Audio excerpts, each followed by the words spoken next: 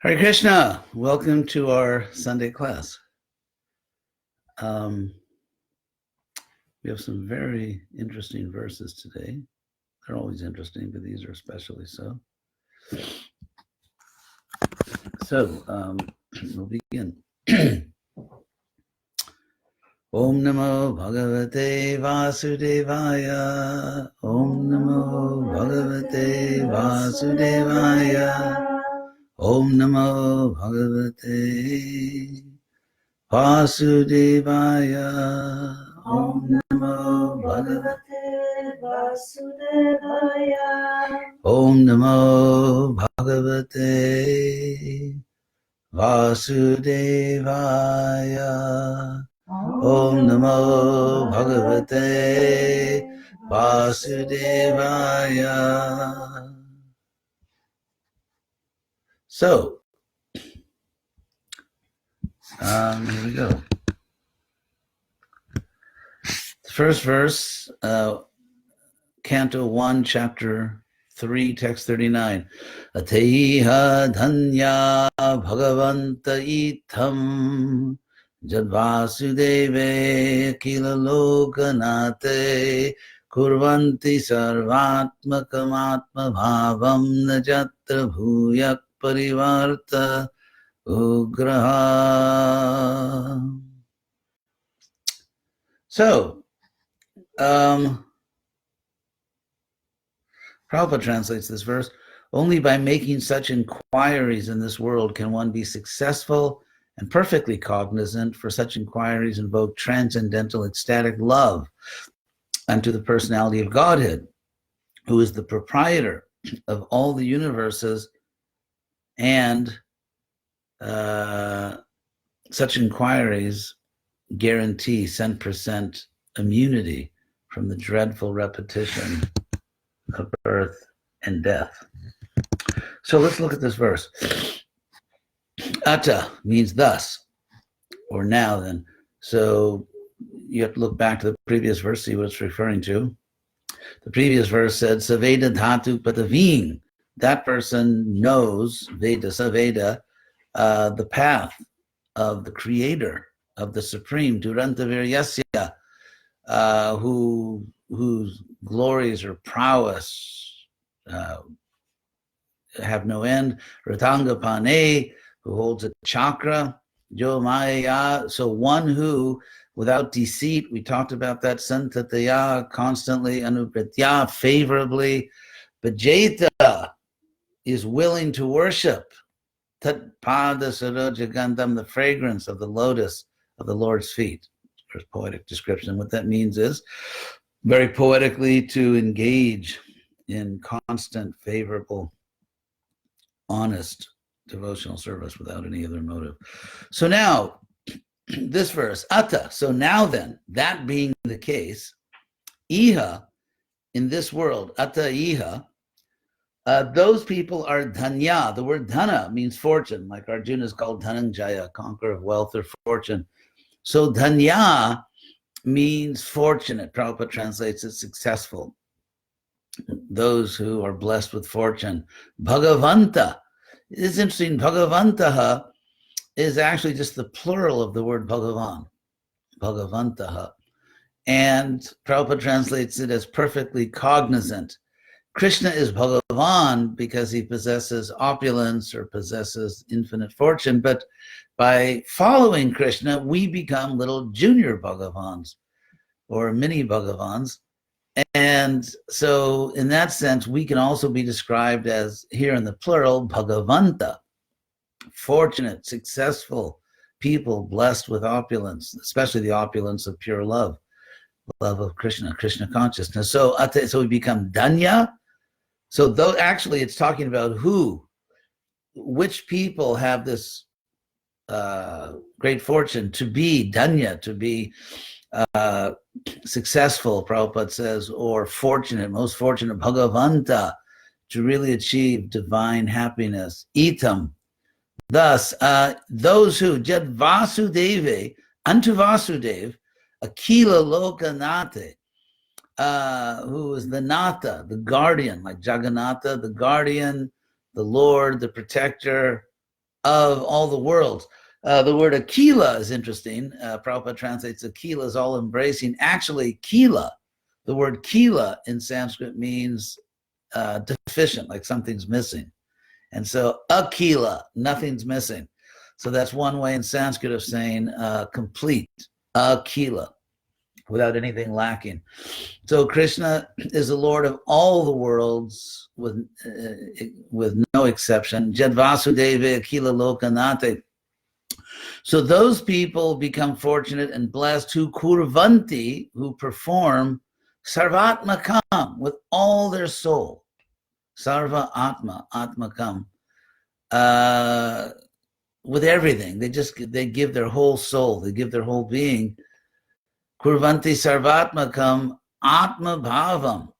That's very interesting. Atma Bhavam, Prabhupada translates it as the ecstasy of the spirit. So literally what it means is bhava, the Sanskrit word bhava, literally means a state of being. And it comes from the Sanskrit root bhu, to be. So bhava is a state of being, a state of existence. And so it comes to mean in Sanskrit, it can be, for example, an emotional state of being. Because if you think about it, when you are filled with a certain emotion, then that emotion becomes, in a sense, your life at that moment. If you are very happy, if you're very unhappy, if you're angry, if you're laughing. So those are bhavas, the different emotions. Therefore, the word bhava comes to mean different emotions or ecstasies, because it's when you're filled with a particular emotion or ecstasy, that becomes your state of being. So it can be, so here, Atma Bhavam, all the feeling of your soul, just everything, you offer it to Krishna.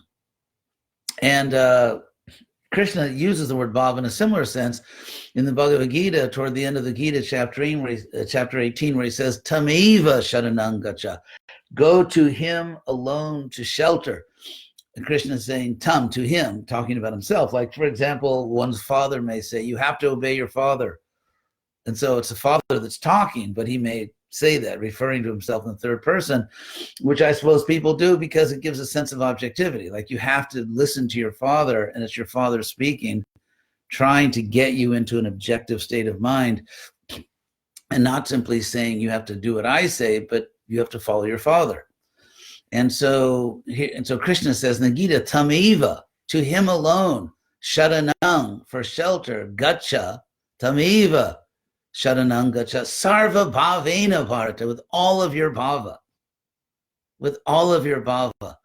And so a similar idea here, where Krishna says, sarvatmakam, with your whole self. In other words, don't leave part of yourself out, which, like, say, okay, I'm going to serve Krishna, but I'm still keeping these pockets of selfishness.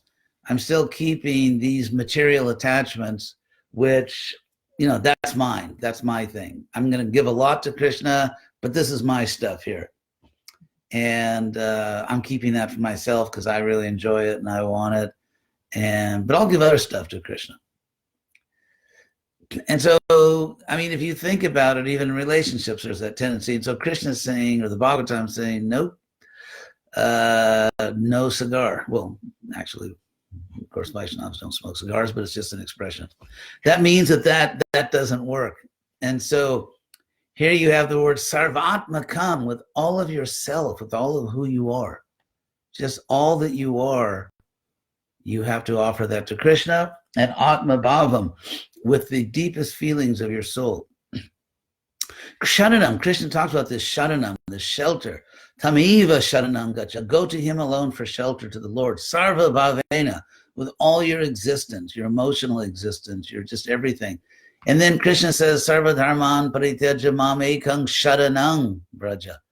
So toward the very end of the Gita, in verses that are very close to each other, Krishna's emphasizing shelter. You want to be happy. You want to be free of all your mental troubles and emotional troubles and economic troubles and physical miseries. I mean, of course, a misery is a misery because because it's so unpleasant. And any sane person doesn't want to be in pain, emotional pain, physical pain, financial trouble. So it's natural that we want a good life. We want to be happy. We want to be trouble-free, peaceful. And for that, we need shelter because we live in a very dangerous world. In fact, the survival rate in this world is 0%. And the mortality rate is 100%. So you see all these news stories like major flood, 15 people killed, or terrorist attack, 70 people killed. And of course, these things are tragic. But ultimately, the headline should be material world, everyone killed, because no one survives the laws of material nature. So therefore, we do need shelter. If someone thinks, no, I don't need shelter, I'm doing fine, that's madness. We all need shelter. So kurvanti sarvatmakam atmabhavam. So one who does this, one who offers their whole self to Krishna, all the feelings and their the soul, then na yatra bhuya. Then in that situation, yatra, therein, na bhuya, not again, the parivarta ugra. Parivarta literally means turning around. Pari means around, and we have pari in English through the Greek as pari, P-E-R-I, like perimeter. Perimeter or periscope or all those peri words in English, like perimeter. Perimeter, just measuring around, and that's just Sanskrit parimatra. Parimatra, perimeter. And so here, varta means to turn. And because the basic motion in the universe is cycles, for example, the seasons, and day and night is another cycle, and birth and death, and again birth, and the planets movements, orbits, and the galaxies. I mean, everything in the universe is moving in cycles. And so therefore in Sanskrit, the word to turn, varta, comes to mean just to function or to exist, because to exist, to function in this universe means to be moving in cycles. And so varta means turning. By the way, we still have the word varta in English. You may be curious to know, those of you who are linguistic fans. And that is, we still have the same word in English, and it means the same thing. And the Sanskrit varta is just English vert, as in subvert, to turn under, or turn down, or invert, or revert, or pervert, or convert, to convert someone, to turn them. So the varta in Sanskrit we have in English, in Spanish, Portuguese, and all those languages. Invertir, pervertir, all that's Sanskrit. So here, party, so to turn around. So the turning around, of course, means the cycle of birth and death. So yatra, once you give yourself to Krishna, you will not experience again. Ugra means sort of like horrible or awful or frightening. Ugra Nrsinga, sometimes Nrsinga is described as Ugra. So, but Ugra means sort of like awful in the literal, original sense, to fill with awe or terror or frightening or Ugra. So this terrible turning around of birth and death, old age and disease. So there will never again be this terrible turning around for those who, with all their being, with all their, just everything they've got, with their whole soul, Atma Bhavam, give themselves to Krishna, who is Vasudev, who is the protector, the guardian of all the worlds. But and so those people who do that are dhanya, they're fortunate, and they're little, they're little junior Bhagavans. They're successful, they become opulent. So that's what this verse says. In this world, Ateha dhanya bhagavanta itam jad vasudeve akila lokana ate kurvanti sarvatmakam atma bhavam nayatra bhuyak parivarta ugraha. So it's a great verse. The next verse is also very important. These are really amazing verses. So idang bhagavatam nama, this book name with the name Bhagavatam. Idam Bhagavatam nama Puranam. This Purana, actually this Purana named Bhagavatam. Literally, this Purana named Bhagavatam. Idam Bhagavatam nama Puranam. It's Brahma Samhitam, which is a little play on words here, actually. Because it's not Brahma Sanghita. You've all heard of the Brahma Sanghita. Sam means together, like Sankirtan, together Kirtan. So Hita in Sanskrit means placed. So an anthology in Sanskrit is called a Sanghita, a collection where everything's placed together. Sanghita. But this is Samhita. Samhita, and the word mita is from the Sanskrit verb ma, like I just said, matra, which means to measure. So mita means measured. And so samhita means it is measured as being equal. It is measured, in other words, it's equal to samhita. It is, because sang means together. And so the measurement of this is the same as the measurement of that. So that's called samhita. So here it said Brahma Samhitam, which is saying it's equal to and Prabhupada translates it, incarnation of Lord Sri Krishna. And so literally it's measured as equal to the absolute truth. In other words, it is the absolute truth. It's equal to the absolute truth. So idang Bhagavatam nama Puranam Brahma Samhitam Uttama Shloka Charitang. It's the activities of Uttama Shloka. Shloka, of course, means a verse. Uttama means the highest, or the most excellent. Krishna who's glorified. It's the activities of the Lord who is glorified with the greatest poetry, the greatest verses. And Chakara Bhagavan Rishi, the exalted sage, made it. This is very interesting because you will not find Chakara means he made, or he composed the Bhagavatam. Of course, referring to Vyasadeva. You will not find any verse in the Bhagavatam that says Vyasadeva wrote anything, because all the evidence we have from Shastra is that the Bhagavatam is describing an oral society. As Prabhupada puts it, Shruti Dara, society in which people are very intelligent, they remember things. It is an oral society. And therefore, nowhere in the Bhagavatam does it say that Vyas wrote it. It always says he made it, in the sense of composed it. Chakara, from the verb to make, kri. So Chakara, so the exalted sage made this Bhagavatam, Nikshayasaya Lokasya, which Prabhupada translates for the ultimate good, Lokasya, of all people of the world. The Loka. So Nikshaya, I'll explain that word for you, because we have some Sanskrit fans out there. Some people who just tolerate it. Some people really like it. So Shreya, the word Shreya, which Prabhupada often translates as benefit or good, is actually the comparative degree of the word Shri. Shri can mean the goddess of fortune or just fortune. Shri can mean beautiful or beauty. And so Shri, and then if you to say in Sanskrit, very Shri, not only Shri, but very Shri, very fortunate, is Shreya. And of course, most Shri is Shrestha. So in Sanskrit, as in English, you have a certain adjective, then you have the, very, and then most. So Shreya, and then Neek Shreya. Neek means not. So Neek Shreya is a common word in Sanskrit, which means there is nothing more fortunate than this. There is no greater fortune. Because Shreya can mean very fortunate or more fortunate. Like more and most. And so Neek Shreya means nothing is more beautiful. Nothing is more glorious. Nothing is better than this. And so that's the word Neek Shreya. So Neek Shreya, Shreyasa,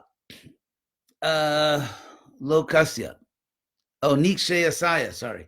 Neek Shreyasaya. So Neek Shreyasaya means for the Neek Shreya, for the ultimate benefit, the ultimate fortune of the people of the world, Lokasya. We still have the word Loka in English, by the way. As you may know, Loka means also world or a place. And that's where we get English words like the locus of something, the location. So the English word location, in Spanish and Portuguese, lugar, localização, local, that's all loca.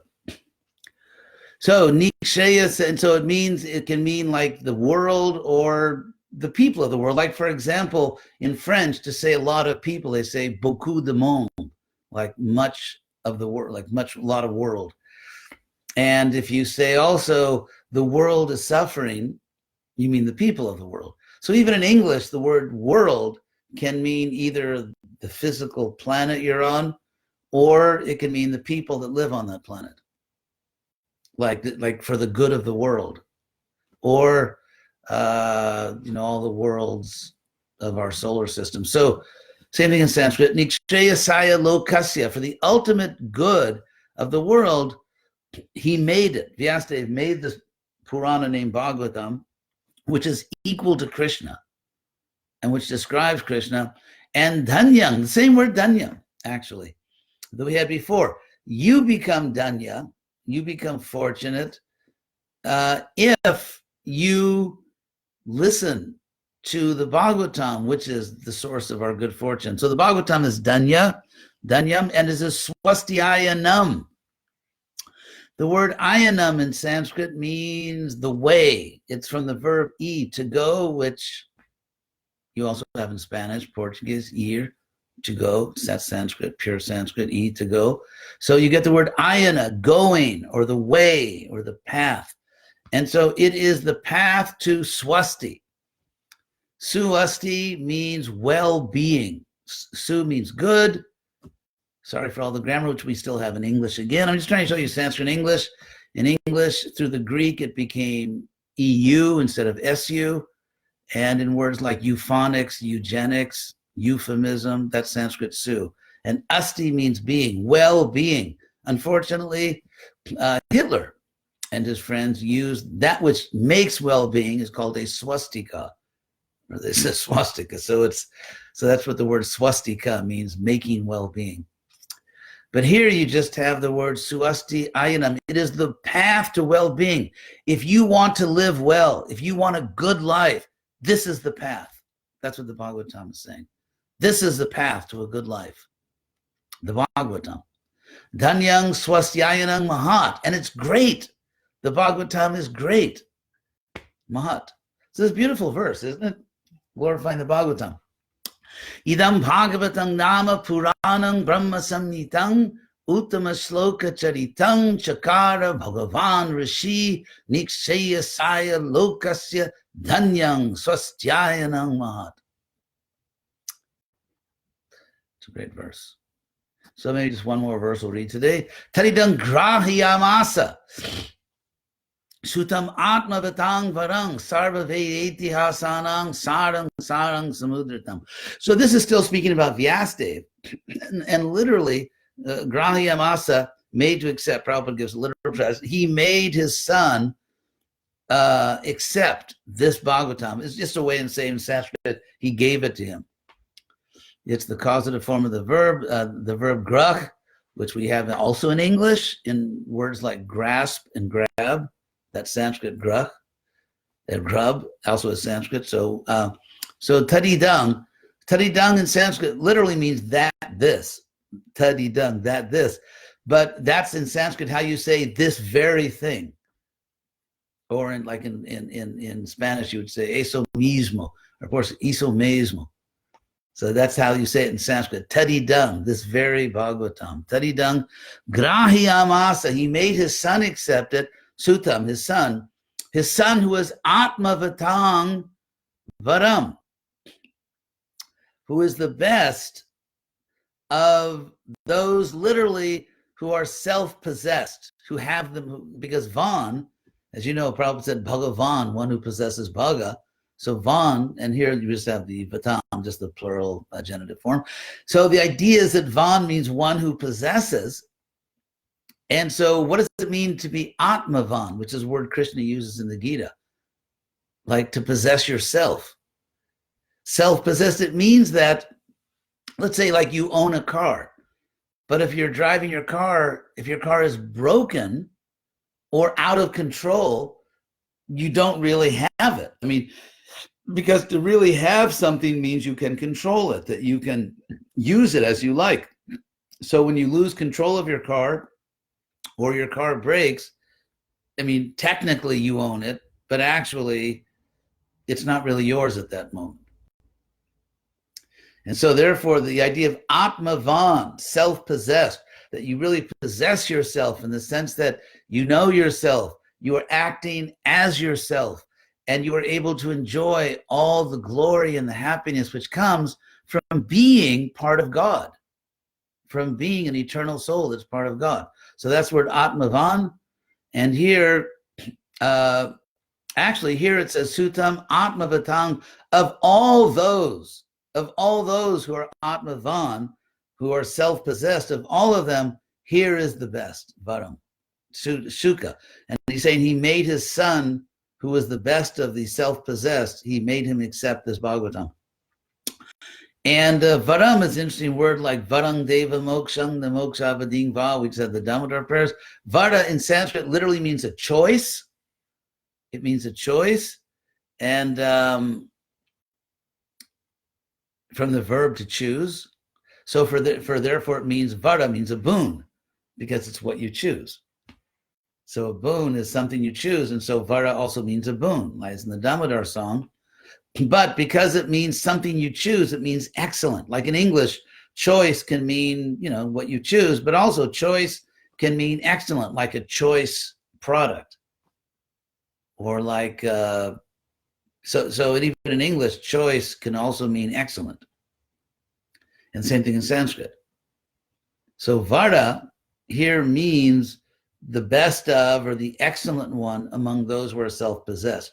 So Sutam, his son, Atmavatang Varam, who was the Vara, excellent one, or the best one. Like, for example, because Govardhan is the best of mountains, it's called Girivara. Krishna's Girivaradhari. He held up the choice mountain. He held up this excellent mountain. So here, Sutta is called Vara. And this Bhagavatam, he made him accept the Bhagavatam, which is Sarva Vedeti Hasanam, of all the Vedas and of all the histories. It is Saram. When you get this repetition, like at the end of the Gita, when Sanjay starts repeating himself, it's a sign of ecstasy. Sara means the essence, the essence, the essence. So here, I guess Sutta is speaking, and he's becoming ecstatic. He's glorifying the Bhagavatam, he's glorifying Vyasa and his son Shuka, and out of ecstasy, he's repeating Sardam, the essence of all the Vedas and all the histories. Samudritam, the essence which has been extracted. Ud means up, drita means taken, so, or held, so it's been extracted. Literally, it's been extracted fully, and some fully extracted, the essence of all the Vedas, all the histories. And it's this essence that he taught to his son, who is the best of those who really possess themselves. So it's really amazing verses, aren't these? Are amazing verses.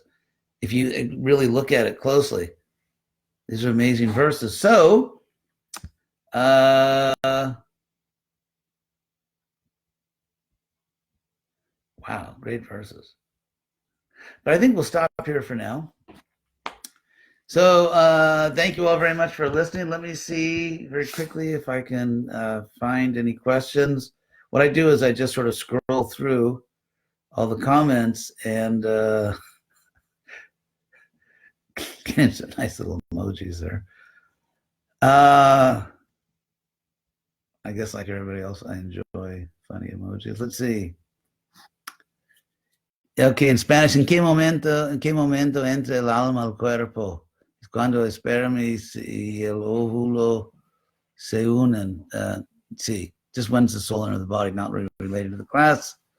Yes, at the time of conception, the soul comes in. Actually, the Bhagavatam says the soul is in the male sperm, then goes into the female body. So, thank you all very much for listening. I wish you all a happy Krishna Conscious Sunday.